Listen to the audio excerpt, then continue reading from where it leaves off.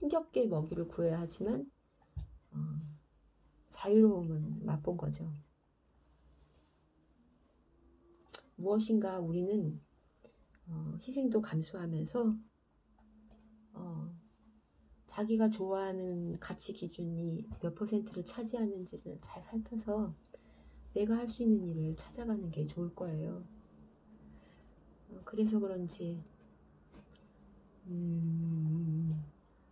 그런데 정말 모르는 사람들이 많잖아요. 자기가 어디 적성에 맞는지 많이 찾아 헤매죠.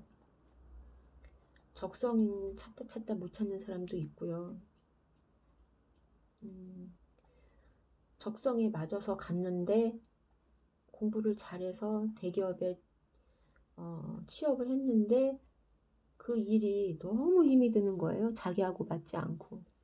공부를 재미있어서 하였어요. 그 사람은 경쟁에서 막 누구를 눌러서 이겨서 그 쾌감으로써 공부를 잘한 게 아니라 그냥 머리가 좋아서 하다 보니까 잘 돼서 그냥 공부를 했던 건데, 그 사람은 이제 교수가 돼야죠. 그런데 이제 회사에 들어가서 경쟁을 다른 걸로 경쟁을 하다 보니까 실적 그런 걸로 어, 너무 삶이 괴로웠던 거예요. 그런데 이제 병을 얻어서 뭐 퇴사하고 그런 사람들이 보면 또 다른 삶을 살면서 또 전혀 다른 길에 문을 열고 거기서 성공하는 사람 케이스가 또 나오거든요. 그러니까 대기업 퇴사를 하고서 아나운서가 된 분이 있더라고요. 또 글을 쓴 사람도 있고 세계 여행을 한 사람도 있고 호주 여행을 가가지고 거기서 학문을 계속 이어가는 사람도 있고 삶은 선택인 거죠. 내가 대기업에서는 쓸모없는 인간이었지만 무엇인가의 정보를 알고 전달해주는 아나운서의 역할은 굉장히 쓸모를 얻었던 거죠. 저 큰 소에는 구름처럼 크기가 크지만 쥐 한 마리도 잡지 못하지만 머리부터 발끝까지 인간이 다 먹을 수 있는 우족 그리고 소머리 모든 하나 버릴 게 없는 내장까지 그런 쓸모를 얻었겠죠. 그래서 당신이 생각하는 쓸모와 저 가죽나무가 생각하는 쓸모는 전혀 다른 것이다. 그렇게 얘기를 하는 거죠. 참 현명한 대답일 거예요.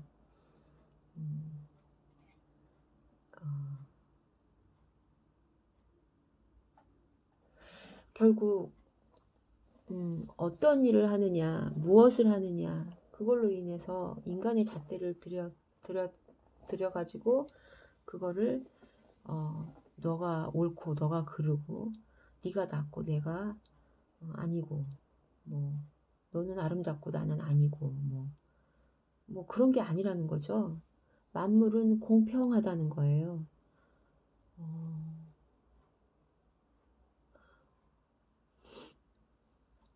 각자 자기 일에 그 등급을 매겨가지고 삶의 제도권 아래에서 공부한 자에게는 좀 더 좋은 관직과 유리한 조건의 자리를 먼저 제공해주는 그거는 세상이 그렇게 만든 거지. 내가 직업을 얻기에는 이래도 좋고 저래도 좋은 거죠. 음, 이런 일을 한번 들어볼게요. 똑같은 손이 트지 않는 약이 있어요. 똑같이 손이 트지 않는 약이 있어요. 근데 그 약을 이용해 가지고 대대손손 염색하고 빨래하는 일을 하는 집안이 있습니다. 그 집안은 그 손 트지 않는 약이 있기 때문에 그 일을 겨울에도 할 수 있었고 가족들이 먹고 살 수 있었어요. 그래서 그 비법은 그 가족들에게 대단한 거죠. 근데 어떤 사람이 그걸 알고서 와서 그 비법을 사갔어요. 100냥을 주고 사갔어요. 근데 이 사람은 그 비법을 알고서 빨래를 하려고 했느냐? 그게 아니라는 거죠. 많은 돈을 주고 샀긴 샀는데 그거를 왕에게, 오나라의 왕에게 가져가서 그 비법을 팔았어요. 그래서 이 비법을 알면 월나라와 전쟁을 하더라도 오나라가 반드시 이기게 돼 있습니다. 겨울에 수중전을 벌이시면 반드시 오나라가 이길 것입니다. 라고 정보를 알려준 거예요. 그래서 오왕이 정말 월나라하고 전쟁을 벌였고 오나라는 이 손틈지 않는 약 때문에 동상도 피할 수 있었고 손도 아프지 않았어요. 그래서 더 싸움에 잘 임할 수 있었고요. 하지만 월나라 같은 경우는 병사들이 장수들이 막 나자빠지는 거예요. 그래서 동상에 걸리고 손이 트고 그랬겠죠. 그래서 싸움에서 아주 대승을 했습니다. 오나라가. 그래서 그 비법을 알려준 나그네에게 큰 봉토와 관치까지 줬다는 거예요. 상까지 주고. 그러니까 그 쓰임을 달리했죠. 손 트는 약 하나 가지고 이 사람은 빨래하는 일을 해서 먹고 살 수 있는 일을 했고 이 사람은 전쟁에 가져다 썼죠.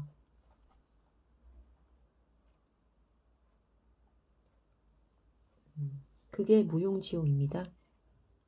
쓸모 없음에 쓸모를 안 거죠.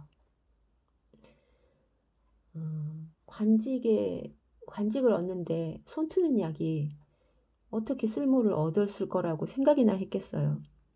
하지만 이 나그네의 생각은 맞아떨어진 거죠. 제가 영상을 찍느라고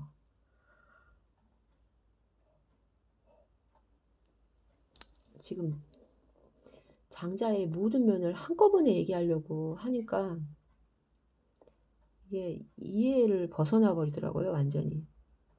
대중이 들었을 때 이걸 뭔 말인지 알고나 듣겠나 그런 생각이 드는 거예요. 그래서 생각을 바꿨어요. 아무 알아듣지 못하는 말을 그냥 쫙 순서대로 의무감을 갖고서 쫙 설명해 봐야 이해를 못한다면 그게 바로 쓸모없음이잖아요. 근데 그거를 내려놨어요. 영상 3편을 찍고 그걸 내려놨어요. 우화를 들어서 그 우화가 시사하는 깨달음, 그 우화가 우리에게 전달하려고 하는 어떤 장자의 뜻, 그거를 한두 개라도 설명을 제대로 하는 게 더 오히려 이해도를 높이겠구나 그런 생각을 들어서 내려놓고 방법을 달리했습니다. 이러한 방법도 쓸모없음에 쓸모를 제가 나름 찾아간 거죠. 1시간 동안 모르는 말만 떠들어 봐야 아는 사람인 거는 아니죠. 대중에게 전달돼서 소통돼서 이해된다면 대중들도 그걸 이해해서 자기 삶에 적용해 보겠고 생각의 자유를 누리겠죠. 전에는 이렇게만 생각했던 것들이 다르게 바라봐지는, 그래서 이래도 괜찮구나 이렇게 생각해도 그리 나쁠 게 없다 생각의 전환점이 되는 거죠. 나를 억누르던 괴로움이 한순간에 풀려버릴 수도 있겠다. 그렇게 생각을 했기 때문에 이 장자의 양극단을 들어서 이 양행이라고 하거든요. 양극단을 들어서 거기에 효용성을 먼저 뽑아내는 안내 말씀드립니다.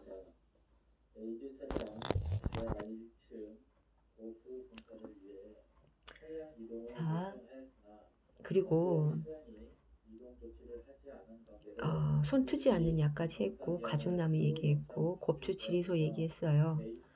여기에서 무용지용에 대해서는 충분히 설명을 했다고 생각합니다. 그러면 이번에 제일 먼저 이야기했어야 할 소요유에 대해서 한번 얘기해 보겠습니다. 소요유는 어떤 뜻이냐면 자유롭게 거닐고 논인다라는 뜻이거든요. 그런데 왜라는 질문을 던져야 되잖아요. 왜 소유할 수 있었는가라는 거를 말하는 거예요. 그거는 이 소유할 수 있었던 것 이유는 무라일체가 되었기 때문입니다. 왜 무라일체가 되었을까요? 세속의 모든 구석에서 벗어날 수 있었기 때문에, 그리고 자연의 섭리에 자기를 맡기고 자연과 하나가 됐기 때문에 자유로워서 거닐 수 있고 논일 수 있었던 거죠. 바로 이것을 심재라고 합니다. 장자의 수양 방법은 좌망과 심재가 있는데 이 심재와 좌망을 터득한 자만이 소요유를 할 수 있는 거예요.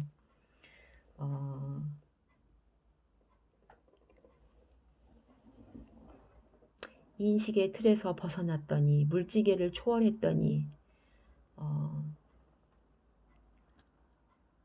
이렇게 자유를 얻었던 거죠. 쓸모없음의 쓸모도 얻게 되었다는 거죠. 이런 자유를 누린 사람을 장자는 대붕이라고 얘기를 해요. 대붕. 대붕의 이야기를 한번 들어보실래요? 하루살이는 대붕의 뜻을 알 수 없죠? 하루살이는 하루만 살다 가는 거잖아요. 그런데 대붕은 그렇지 않죠. 서로 삶을 살아가는 게 다를 거예요. 100년 사는 거북이, 1000년 사는 나무, 다 삶의 방식이 다를 거예요. 자, 이제 처음으로 돌아가서 소요유편, 장자 4편, 총 7편 중에 제 첫 편 소요유를 한번 읽어보도록 하겠습니다. 우주를 품은 큰 대붕 이야기로도 알려져 있죠. 자, 북해. 북녘 아득한 바다에 물고기가 있으니 그 이름을 곤이라고 한다. 곤의 크기는 몇 천리가 되는지 알 수 없다. 어느 날 이 물고기가 변신을 해서 새가 되니 이 새가 이름이 붕이다. 이 붕의 등 넓이 또한 몇 천리가 되는지 알 수 없다. 그것이 힘껏 한번 날개짓을 하면 활짝 편 그 날개가 하늘에 드러워진 구름과도 같았다. 이 새는 바다에 폭풍이 일면 그 틈을 타서 남쪽 아득한 바다, 남쪽의 하늘못, 천지로 날아갈 수 있었다. 라고 했어요. 한 번 날개짓하면 6개월 동안 쉬지 않고 남해로 날아갈 수 있었어요. 스케일이 어떤가요? 굉장히 크죠? 하루살이가 이걸 이해할까요? 참새나 찌르라기, 비둘기가 이런 애쓰는 이런 대붕의 행동을 이해할까요? 재라고 하는 자가 있었어요. 이 사람은 기이한 것을 많이 하는 사람인데 그가 하는 말이 붕이 남녘 아득한 바다로 옮겨갈 때에는 물을 3천리나 치고 올라 해오릴 바람을 일으키면서 위로 오르는 것이 9마일이나 되는데 날갯짓 한 번으로 6달을 날아 그곳에 도착하게 된다. 이제 그건 상황을 얘기했고요. 이제 반대되는 상황을 또 얘기합니다. 그 이면에 있는 다른 존재들. 매미나 작은 비둘기가 이것을 비웃으며 말했어요. 대붕을 비웃었죠. 우리는 재빠르게 솟아올 날아도 겨우 무릎나무나 박달나무나 가지에 겨우 다다를 뿐이고 때로는 때에 따라서는 이르지도 못하고 땅바닥에 떨어지기도 한다. 하지만 우리는 이 안에서 실컷 먹고 자유를 맛본다.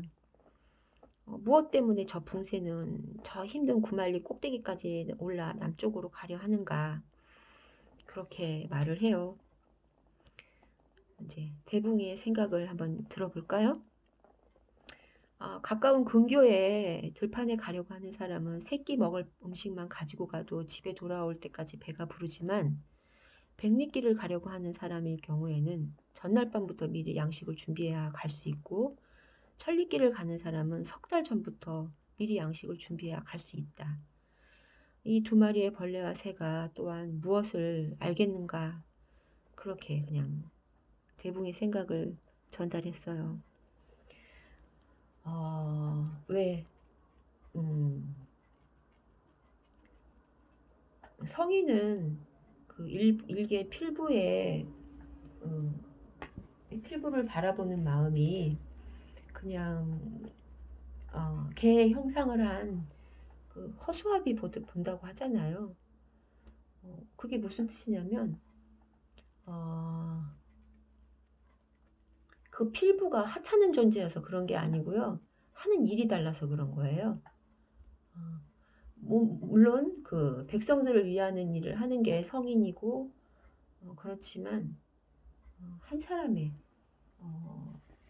사람의 그 필부만을 위해서 일하지는 않는다는 거죠.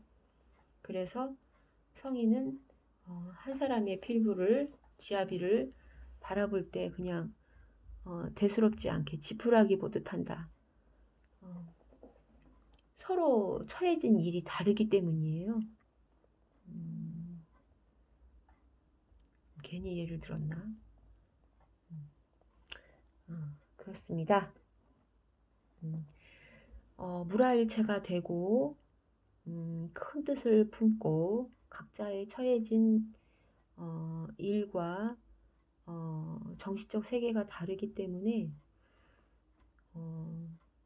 처해진 상황대로 살아가는 거지, 누구의 삶이 옳고 누구의 삶이 그르고 누구의 삶이 아름답고 누구의 삶이 아름답지 않고 또 누구의 삶이 귀하고 누구의 삶이 천하고 그런 건 존재하지 않아요. 만물은 평등합니다.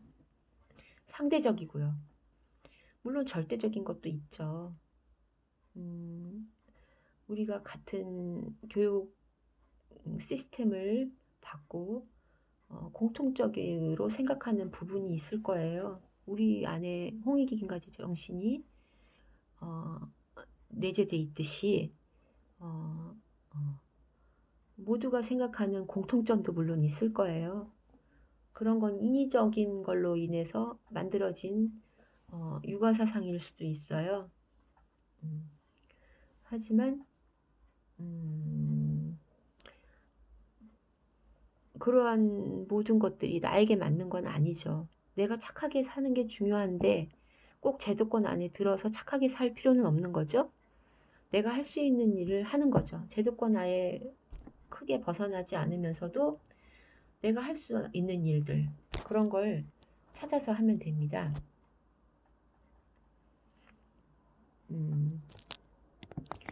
자, 배터리가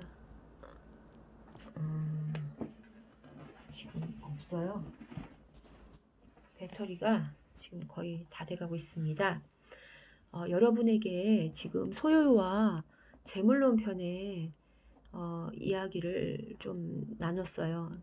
장자 4편에 2편만 여러분에게 지금 설명을 해드린 거거든요. 이게 다음에 또 이어붙여서 하게 된다면 아마 한 얘기 또 할지도 몰라요. 이게 한 번에 확 몰아서 하면 좋은데 여러분 우선 내용을 들어보시고 무용지용에 대해서 한번 생각해 보십시오. 그것만으로도 좀 얻어감이 있었을 수 있겠다.